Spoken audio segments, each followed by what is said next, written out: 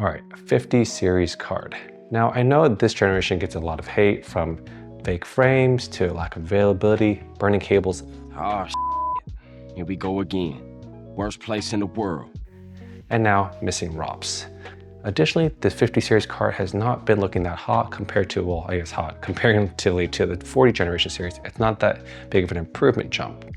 But since I don't have one to test, I have to compare this to my 3080 Founders Edition that I did have.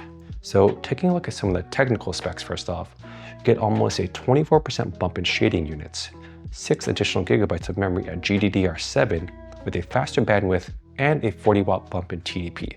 But that will depend on exactly what you're doing. In my case, we're looking at gaming.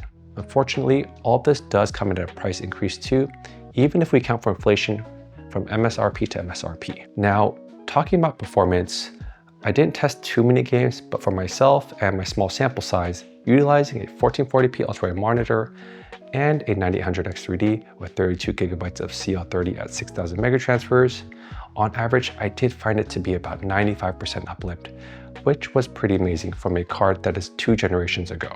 I don't build new PCs all the time and benchmark a lot of stuff, so do take this data with a grain of salt.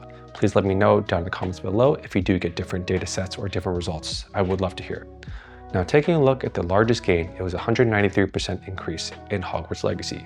Granted, I did have ray tracing on, which will affect the VRAM usage, with the 30 series card having 6 less gigabytes of VRAM that will hamper the performance. Even Black Myth Wukong has an increase in 126%.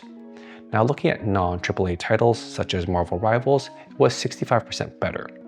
Even in older titles such as StarCraft 2, there's an increase of 50%. Now, assuming you could get this card close to the original MSRP, this is a pretty good jump. But with tariffs and pricing increase across all AIBs, this does make the improvement look less impressive, unfortunately. Hopefully, stock will get better and the pricing will come closer back to what NVIDIA had originally launched with, I'd say. So taking a look at the power draw, this was actually a big shocker for me.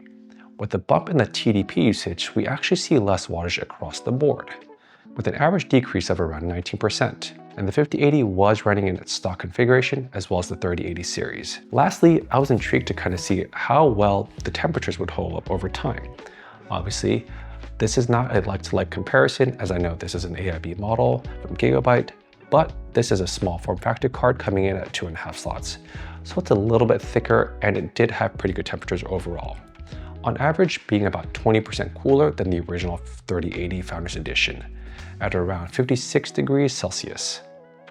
Now, if you can't get your hands on a 5080 or don't want to pay for the hiked up pricing from its supposed MSRP, it's well within reason to skip this generation even if you have a 30 series card.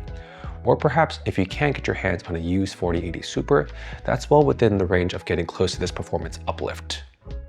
Even looking at all the different segmentations between all the DLSS capabilities, unless you really need multi-frame generations from the 50 series cards, and only on a specific handful of games, I'd save the cash and wait out for the upgrading. Or perhaps wait out for AMD's 9070 XT, which is just right around the corner.